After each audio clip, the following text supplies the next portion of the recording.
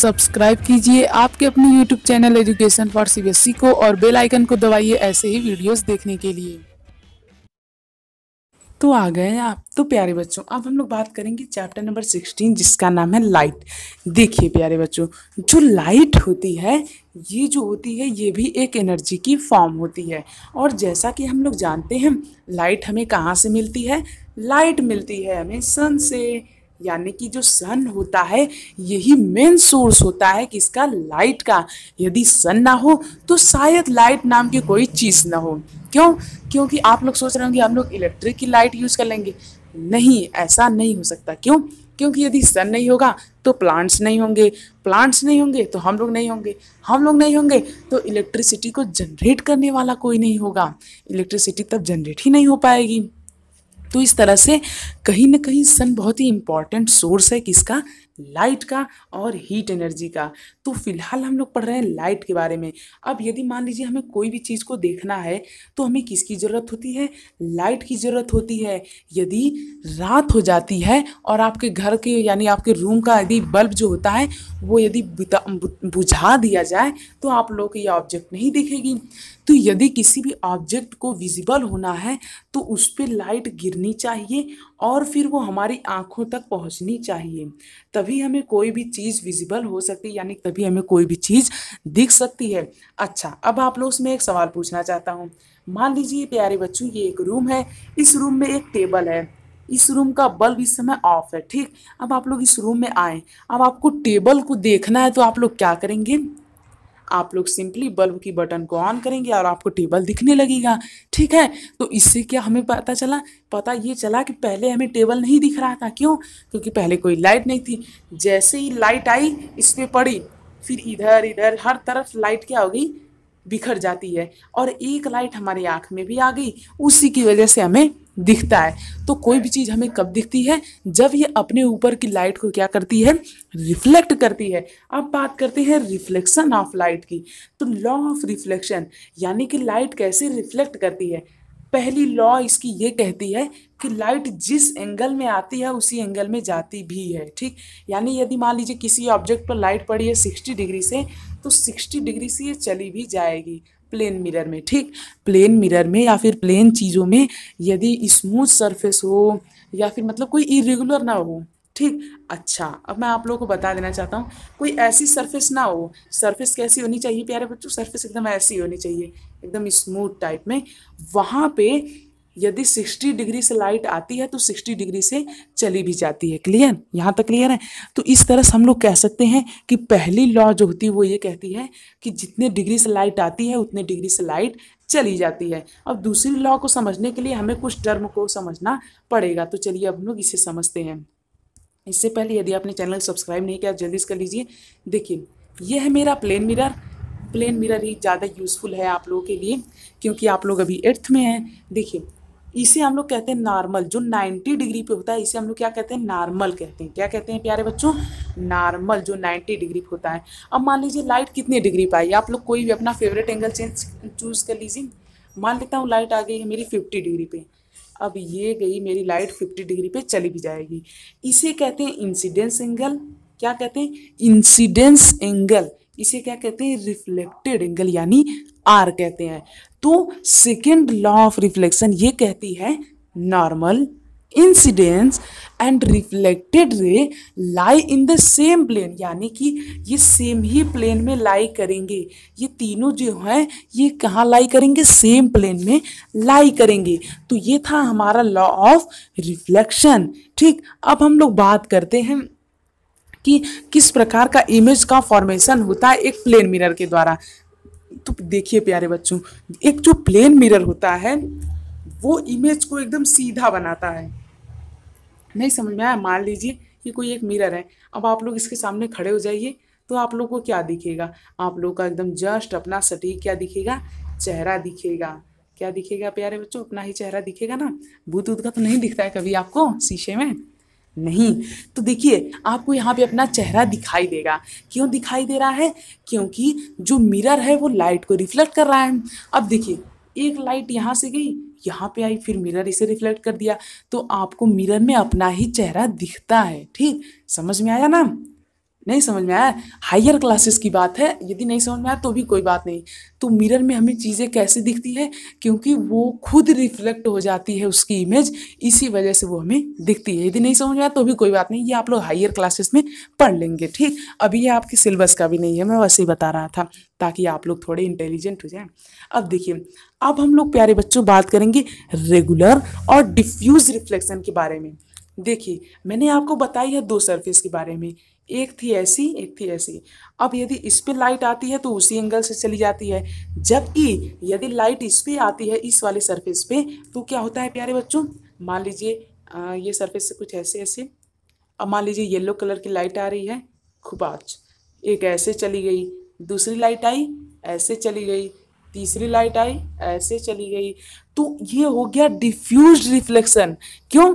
कभी ऐसे, कोई कभी ऐसे, कभी ऐसे, तो इसे हम लोग कहते हैं डिफ्यूज रिफ्लेक्शन। जबकि जब ऐसे गया तो इसे हम लोग क्या कहते हैं, इसे हम लोग कहते हैं रेगुलर रिफ्लेक्शन। क्लियर? यदि आप लोग यहाँ तक आ चुके हैं तो प्लीज़ हमारे चैनल को सब्सक्राइब कर दीजिए, ये बिल्कुल ही फ्री है, आपका इसमें कोई भी कॉस्ट लगने वाला नहीं है। तो सब्सक्राइब जल्दी से कर दीजिए, फटाफट से कर दीजिए प्यारे बच्चों। अब प्यारे बच्चों हम लोग बात करते हैं मल्टीपल इमेज के बारे में।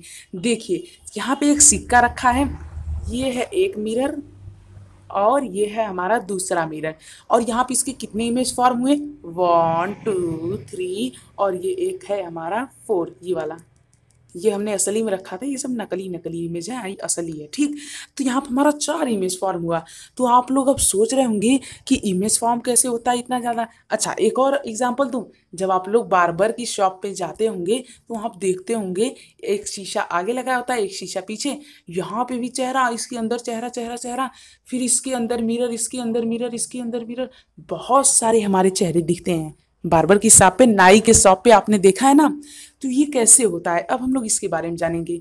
देखिए, इसके लिए आप लोग एक फॉर्मूला याद रखना है, n is equals to 360 degree upon में थीटा -1।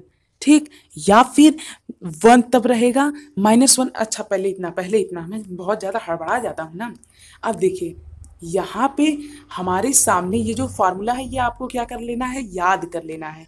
इससे क्या होगा, इससे हम लोग ये पता कर सकेंगे कि कितनी इमेज फॉर्म होगी। ठीक, अब जैसे कि मान लीजिए कि मैंने एंगल में कितना लूँ, ये जो थीटा है ना, इसका मतलब होता है एंगल, इसका मतलब होता है एंगल, कि कितने एंगल पे 2 मिरर रखे गए हैं। अब नाई का जो सांप होता है उसमें कितने एंगल होता है 2 मिरर के बीच में, उसमें तो 0 होता है। क्यों? क्योंकि एक मिरर इधर होता है, एक मिरर जस्ट उसके अपोजिट में होता है, तो एंगल तो 0 हो गया। हाँ, एंगल 0 है। तो चलिए अब हम लोग 0 रख के देखते हैं।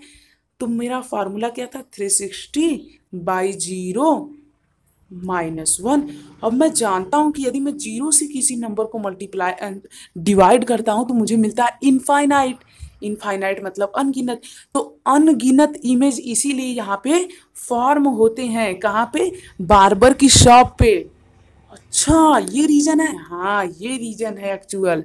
तो मल्टीपल इमेज, अच्छा मान लेते हैं, अब मान लेते हैं कि हाँ, यहाँ पे 4 इमेज फॉर्म हुआ ना। अब हम लोग निकालते हैं कि यहाँ पे एंगल कितना है जब 4 इमेज फॉर्म हो रहा है। तो यन की वैल्यू हम लोग रख दी 4 is equal to 360 by angle minus कर दिया 1।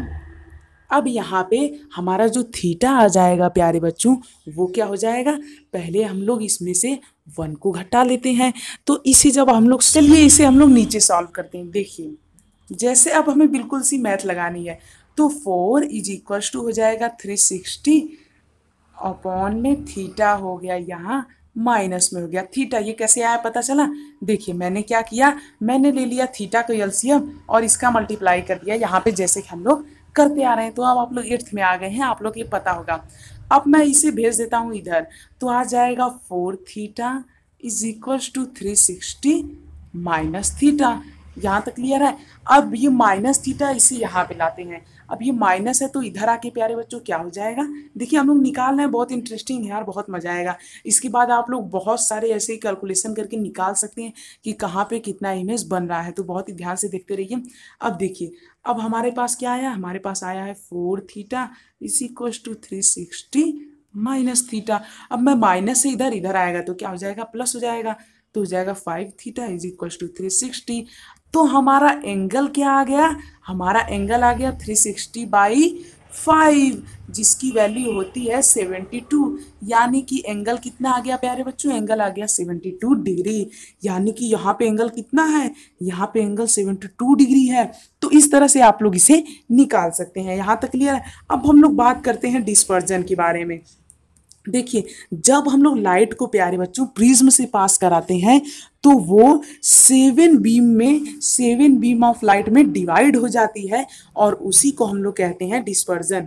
मान लीजिए कोई एक प्रिज्म है, यहाँ से मैंने लाइट को पास कराया है, तो ये लाइट जो होती है ये 7 बीम ऑफ लाइट में डिवाइड हो जाती है, जिसे आप लोग हायर क्लासेस में पढ़ेंगे, जिसमें से होता है विबग्योर, इसका शॉर्ट फॉर्मूला होता है VIBGYOR। ठीक, तो violet, Indigo, blue, green, yellow, orange और रेड कलर इसमें फॉर्म होता है। ठीक, तो ये आप लोगों की क्लास का है, पर आप लोगों के सिलेबस का ये नहीं है। ठीक, समझ में आया। काफ़ी बुक में दिया है इसलिए मैंने भी बता दिया, पर आप लोगों के बुक के हिसाब से ये आप लोगों के सिलेबस का नहीं है, यानी एनसीईआरटी के हिसाब से। ठीक, अब हम लोग यहाँ पे देखते हैं डिस्पर्जन, मैंने आपको बता दिया। अब बात करते हैं आई के बारे में। देखिए, जो ह्यूमन की आई होती है उसका स्ट्रक्चर यहाँ पे आप लोगों को दिया गया है। जैसे कि ये होती है शिलरी मसल, ये क्या करती है, ये लेंस को कंट्रोल करती है। ये होती है हमारी आइरिस, ये हमें देखने में मदद करती है। और ये है हमारा लेंस, ये है हमारा कॉर्निया, ये वाला पार्ट, ये वाला। और ये हो गया हमारी ऑप्टिक नर्व, जहाँ से मैसेज जाता है हमारे ब्रेन को कि हमें ये इमेज मिली है। और ये हो गया हमारा रेटिना, यहीं पे इमेज फॉर्म होती है।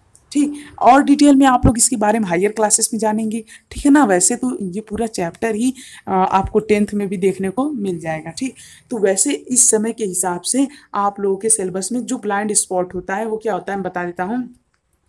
ये देखिए शॉर्ट एक्सपेरिमेंट है। ठीक, अब आप लोग एक बार अपनी बाईं आंख को क्लोज कीजिए और इसे देखिए, फिर दाईं आंख को क्लोज कीजिए और इसे देखिए। देखिए, एक हमेशा डिसअपीयर हो जाएगा, मतलब जब मैं इसे देखूंगा तो ये मुझे नहीं दिखेगा, जब मैं इसे देखूंगा तो ये मुझे नहीं दिखेगा किसी एक पॉइंट पे। ठीक, तो इस एक्टिविटी करिए, तो जिस पॉइंट पे ये आपको नहीं दिख रहा है उसी पॉइंट को हम लोग कहते हैं ब्लाइंड स्पॉट। तो ब्लाइंड स्पॉट क्या करते हैं, तो इस एक्टिविटी को आप लोग एक बार अपने जरूर कीजिएगा। देखिए, पढ़ लीजिए इस एक्टिविटी को, स्क्रीनशॉट ले लीजिए। तो मुझे उम्मीद है आप लोग को समझ में आ गया होगा। बस आज के इस वीडियो में इतना ही। थैंक यू, जय हिंद, जय भारत। मिलते हैं अगले वीडियो में। इससे पहले यदि आपने हमारे चैनल सब्सक्राइब नहीं किया है तो कर लीजिए।